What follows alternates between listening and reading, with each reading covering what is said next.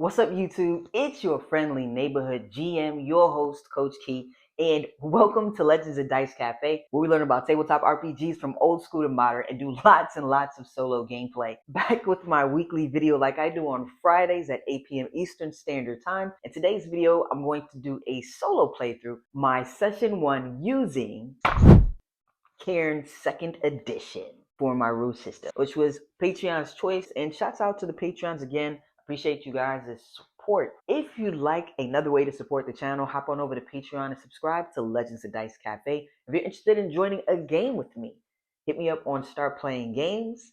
And if you would like to join the Discord community, it is still a very small community. The few people that are in there are honestly really cool. So definitely I'll post all of those links inside of the description, and don't forget to make sure you hit that thumbs up button so YouTube will push it out to more and more people. So without further ado, let's go ahead and jump into our Session 1 using Cairn 2nd Edition. Let's get it. Session 1 of my Cairn adventure. Here's my character right here. His name is Amir Ibn. We're just going to call him Amir. He is a half-witch. He's 46 years old. Here goes my inventory. Here go my traits. Here go my stats. And you have strength, dexterity, and will. And this is my character right here. A really cool guy that I play D&D with. When I go and play in person, he printed it for me. And it actually has my name on it. Coach Key. 2023 was when it was created. First one that I created on, Hero Forge, which is a cool site, Hero Forge, and I just sent him the file and he printed it for me. So this is going to be a mirror right here. And so I also have a map, a village map, but we're not going to start in a village, and I'm going to kind of finish the map up a little bit, but this is going to be our village. My character has been summoned by an individual named Till. He has requested my help with a specific situation. So we're going to start exactly the dungeon that we're entering. So this is a dungeon, and this is the catacombs below a special temple, and Till resides over that temple. He gave us a map of the catacombs, and he let us know when we have retrieved the specific item that he is asking us to retrieve, that we bring it back to the village and meet him inside of the tavern. So this specific artifact that we are searching in here to obtain, we're going to start here in this area. It's some type of stone statue that houses or imprisons a monster named Medusa. And there's this dark wizard that has been searching because he wants to get his hands on this stone, the statue of Medusa. He knows with the statue, and once he does a specific ritual, that statue will break and Medusa will be under his influence. Not only will she be under his influence, he will also have access to her minions and her army, her legion of demons that work for her. So that would make him extremely powerful. So that's why we have to get our hands on it so that we can bring it to Till. And Till has this sort of magical knowledge that allows him to destroy this magical stone statue. So that's what we're doing. He gave us a map of the catacombs. This is our map that we have, different areas.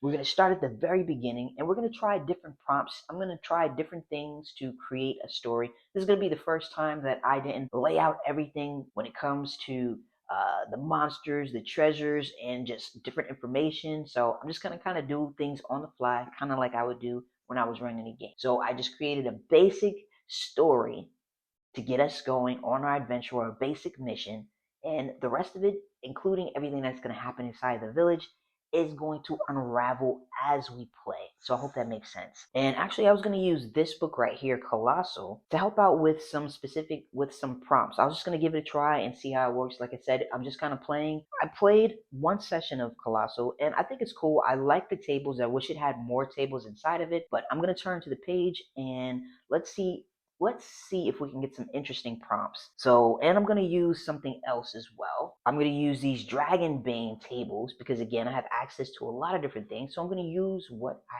have. And as far as treasure, I think I was going to use the stack of treasure cards that come with Dragonbane. And we'll figure out how to adapt it to Cairn. We'll figure that out along the way. Again, we're just playing and being creative. So let's turn to the page and see what kind of prompts we can get that will start our adventure. Let's see. So red cards, and we're going to use a deck of cards, a plain deck of cards for this game. The red cards are organic things, people and creatures, and then the black cards are scenic things, structures, and objects. So let's see. The first card we get is a 9 of diamonds. A massive skeleton. It looks humanoid, but it can't be, can it? And let's see, we got a diamond, so it's going to be some sort of bandit camp that we walk into. So I kind of like that for a prompt for the first one. And let me try, there's also another section where it has events. We got an ace. You meet a friend. Let's see how we can tie that into this story. So let's say the bandit camp they're camped right here. So I see lots of different camping items, weapons, and stuff. Let me see, do we see? And let's say that my friend, the friend that we see that I recognize, I'm in this doorway. The friend that I see, my friend, and we're just gonna be making this up on the fly. So let's say that my friend is trapped or imprisoned right here, shackled up, maybe mouth gagged. Let's say maybe I see and I look him straight in the eye and he notices me. So on his face, you can see a sense of slight relief. But let's say first, let's roll and see, are there any other people inside of here besides my friend? Because we know that people have set up camp here. So are there any other people? And 6, I'm going to use this cool fortune chart. So extremely yes. So let's roll another one and see how many. So we got 2. So there are a few of them. So let's say maybe there are 3 individuals. So I've got my person right here. So we're just going to use some random people right here. And we're going to say that my friend is tied up right here. I'm just going to use the dice for my friend. And let me see, are the bad guys, are they facing me? So 5, they are facing me. So let me see. Oh, actually, I have a familiar. So I have a raven familiar, and they have their own stat. It speaks as an intelligent being and is entirely devoted to you. So maybe I can use this raven to stir some chaos within these individuals that will keep them occupied. And maybe I can get my raven familiar to kind of run them off through this hallway or through this area. So that's exactly what I'm going to do.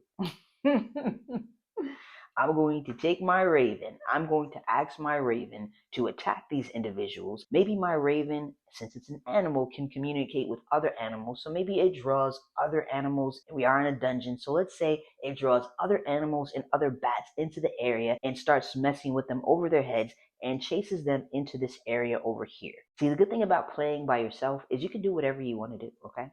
And honestly, when you're a game master too. No, but just kind of thinking on the fly. All right, so I'm going to make my way inside of here. And since they are being occupied with my raven and my raven's bats, let's say there's some other ravens inside of here too. So I'm going to walk on over here and help my friend out. Maybe my friend has some information about the statue. So first, I wonder what my friend is doing here. So I'm going to untie my friend. I'm going to make this my friend. I'm going to use, like I said, I like to use my stuff many different ways. So I'm going to untie my friend and ask him what's going on, how he got here. Let me see. So let's say, does my friend have any information? Does he know why he was brought here? So that is going to be a no. So another thing about the story that I came up with on the live is the ritual that the Dark Wizard has to do in order to open this and release Medusa from this stone statue. The ritual needs souls, needs life force. So in my mind, I was envisioning them doing the ritual and then you being able to see energy flowing from these life sources, from these people going into the statue, and then it busting open and Medusa coming out. So that was the idea that I had, and I kind of like it. I'm going to just say that, let's say for instance, I'm just going to go ahead and assume, because my friend doesn't know what's going on or why he got trapped here or why he got imprisoned here, I'm going to say that these individuals are more than likely a part of the crew of the Dark Wizard, who is also looking for this stone statue. Okay, and they were probably going to use my friend. They were going to cotton pick and use my friend, use his life source to lose his life source, along with probably other people from the village, use their life source in order to create this ritual so they can free Medusa. I'm going to let me see first, does my friend have anything any information about the statue. So I know that he doesn't know why he's here, but maybe he has heard about the stone statue of Medusa. So a 3 is a, so my friend also, so my friend is honestly no help. I don't know why I let him loose. I don't know why I helped him out. So he is of no, okay, so that's cool. So I'm going to get him, since we're right here in the doorway and very beginning, I'm going to send him back. Let me see if he has anything useful on him that I could possibly use along the way. So no, of course, he is extremely unhelpful. Okay, so I'm gonna let my friend know. Go ahead and head through this way and meet me back at the village, and I'll meet him there once I locate this stone statue. All right, so I'm just gonna do a quick search right here. Let me look at I'm gonna do a quick search and say, is there anything in this area of, since they did set up camp, is there anything around here that is, that will be of use for me? So that is 5. 5 is going to be a yes, just so you know that I'm being honest. A 5 is a yes. So I'm going to pick from the treasure cards and see what it is that we come upon. And I'm going to roll.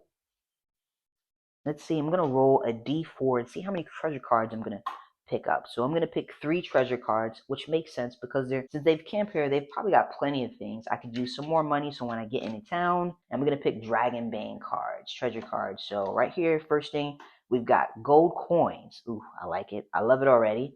The next one we're going to get is a sword of poison dagger. That sounds pretty interesting. And I'm going to look at the weapons inside of the Cairn book and figure out what will be the closest to this. And then we've got another weapon. I don't know how many weapons I can carry.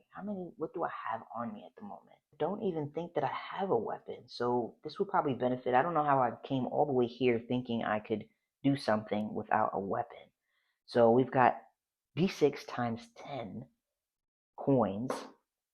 So we've got 40 gold coins. I'm going to write that on my sheet. So now I have 53. We can use 2 weapons. So let's look at the equipment. And Cairn is super simple. Here go the core rules inside of here. Now I see we have the reactions right there, just in case we come upon anybody else. We're going to try to avoid combat. It's only one of us, and I don't want this character to die. So we're going to try to avoid combat and try to do other things. Here we go. So let's say right here, let's say that I got my hands on a bow, and let's say we got our hands on a dagger as far as the 2 weapons. So I'm going to put that, I've got a bow and a dagger. So my bow does d6 damage, and then my dagger does d6 damage as well. All right, so that kind of worked out good. And let's see what else we can do. Let's say that the guy who brought us on this mission, his name is Till. Let's say that he's similar to the individual in the Dragonbane game where he has certain sight. So let's say his sight has let us know that the statue is more than likely going to be in this back area back here. So, and let's say that it's guarded by something. I'm not exactly sure what it's going to be guarded by. And I'm also going to search the dungeon because we're going to say that Till also let us know that they have collected, let's say that they've kidnapped some villagers. So we're not only here to find the stone statue that houses Medusa, but we're also here to find a few of the townspeople. So 5 people are missing. Let's say that 5 people include my friend from the village. So let's say my friend is actually from that village. So we have 4 more people to locate, including the stone statue. So we've got 4 more people to locate. So let me just, because I was focused on my friend. Are there any other prisoners inside of this area? So that's going to be a 2. That's going to be a no. So I'm going to come through this spot right here. I'm going to slowly ease my way there, just in case there is something hiding there. Let's check out the area that we come to. Let's try rolling on this area table and see what we get. So we got a 1, so it's an abandoned outpost. This area is going to be an abandoned outpost. And let's flesh out the area a little bit more. Let's check out the environment. So I'm going to roll a d20, and I got a 3. So we've got clinging webs. So clinging webs would make sense because it is an abandoned area. So there are tons and tons of webs in this area. Now, do I see anybody from where I am? It says yes, I do see someone. So are they, let's say a 1 to 3. Let's say a 1 to 3, I see enemies similar to these individuals. Let's say they're part of the Dark Wizards cult. So a 1 to 3, I see other cult members. maybe there's something that they're wearing that lets me know that they're cold. So let's say these individuals had on some type of red garments, red cloaks. So a 1 to 3, I see cult members, and a 4 to 6, I see other people imprisoned, other people, some of the villagers that they've kidnapped. So we got a 4. All right, so I see one of the villagers. So let's see, how many of the villagers do I see? So I only see one of the villagers. All right, and let's roll on the danger and see what we get. So we got an 11. So there is a hidden trap. Let's see what type of trap it is. So I'm gonna use this.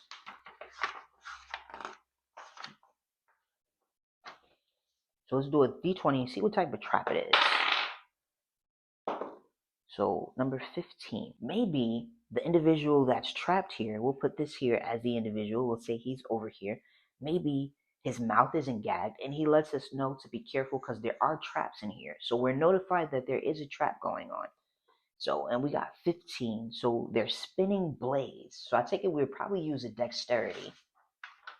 We would probably use our dexterity in order to avoid those spinning blades. So let's say the spinning blades are coming up and down from the ceiling. So I'd have to maneuver around in order to get to my guy right here. My dexterity is a 13. How the saves go right here. A save roll is to avoid negative outcomes from risky choices. Characters roll a d20 and compare the results to the appropriate attribute. We're going to use dexterity. If they roll equal to or under the attribute, they succeed. Otherwise, they fail. And a 1 is always a success, and a 20 is always a failure. Say I'm going to roll my d20. I'm going to roll a special, my red die. I'm going to need to get below, hit that 13 or get below. Oof, I got an 8. So I'm able to maneuver around. I do a flippity dippity dippity do, and then I slide under some of the blades, and I make it over to this guy right here. So far, remember there were 5 people that were captured from the village. We already got one, which was my friend. And so now we're on to this next one right here. That will leave us with 3 more villagers to go. Let's see if there's a way that, so I don't have to maybe do the flippity dippity do on the way out, and so that he doesn't have to either, because he might not be very, especially if he's from the village, just a regular village person, he might not have the skills that I have. If he knows a way to stop these blades. So yes, he does know a way to stop the blade. So let's say that he lets us know that there's a special switch, I don't know, maybe under a carpet somewhere. So we're going to hit that switch and stop these blades from going. I'm going to ask him, does he know anything about the statue, the stone statue? No, he doesn't know anything about the stone statue. These people from the village know nothing. What the heck? All right. So he doesn't know anything about it. So I'm going to escort him out, make sure that there's nothing around here. Hopefully this area is still taken care of, and my raven is still keeping them occupied, maybe chasing them around the the dungeon area. So let's see, it's still chasing them around the dungeon area, and I'm going to walk my guy right here. But first, before I do that, I'm going to roll on the oddities in the environment. I'm going to roll on the oddities and the contents, just out of curiosity. So red is going to be contents, and then the yellow one is going to be oddity. So I got a 20 for content. So there's a wandering adventurer. All right. That's interesting. Ooh, maybe that can be someone, because I was looking to make another character since, I wanted to do 2 characters. So maybe the wandering adventurer, let's say that he is also on the mission trying to obtain, let's get some questions first. But first, let's see what the oddity is. That's pretty cool. So it's a hovering sphere. Interesting. So let's say the hovering sphere is over above. Maybe it can be like a crystal ball, a way for me to use my magic, something that I can utilize and pack into my inventory. So I'm going to walk this guy on out, get him safely out. There's nobody over here. He's safely able to leave and hopefully run towards the village with my friend. All right, so we've run into a wandering adventurer.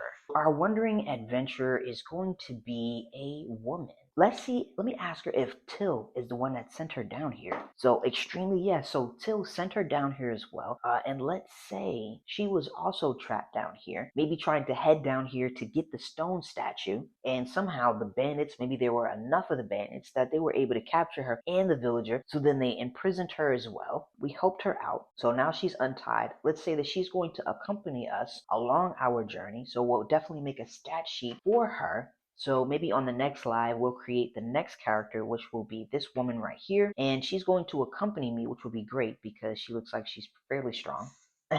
She's going to accompany me on my journey. And that would be pretty good just in case I had to fight or if I had to fight off any of these. Let's see if maybe she can give us a little bit more information about the stone statue. So no, she doesn't have any information about the stone statue. Probably all she was told by Till was that she needs to locate that statue and bring it safely back to the village. So now I've got another team and we're going to pause the video right here and then pick it up in session 2. We might do session 2 on live or on next Friday's video. And if you have any ideas, suggestions, definitely drop it in the comments. And thank you so much for taking the time out to tune in. Let me turn my seat this way. It's moving. If you enjoyed, thank you so much for taking the time out to watch the video. I hope you enjoyed it. Hope it inspires you to start your solo journey. If you're kind of on the fence and not knowing where to start, the best way to do something, the best way to learn something is to just start. Just actually sit down and do it. Enjoy. And let me know how it goes. And as always, don't forget to make sure you hit that thumbs up button. Make sure you comment and make sure you subscribe. Don't forget to turn on your notifications so you don't miss out on any of the cool content that I post on Fridays at 8 p.m. Eastern Standard Time. And I also go live now on Sundays and Mondays at 9 p.m. Eastern Standard Time. Come on and say hello and come and chit chat with me and add your creative ideas to the games that I'm playing and to the prep work that I'm doing. So I hope you guys have a super fantastic, awesome rest of your Friday and enjoy your weekend. Do something to make you smile. Do something that makes you happy. Okay? Sending everyone lots and lots of love and positive vibes. Yeah. And I'll see you guys back here, same time, 8 p.m. Eastern Standard Time on Friday, unless you come and visit me on live. So, and that's it.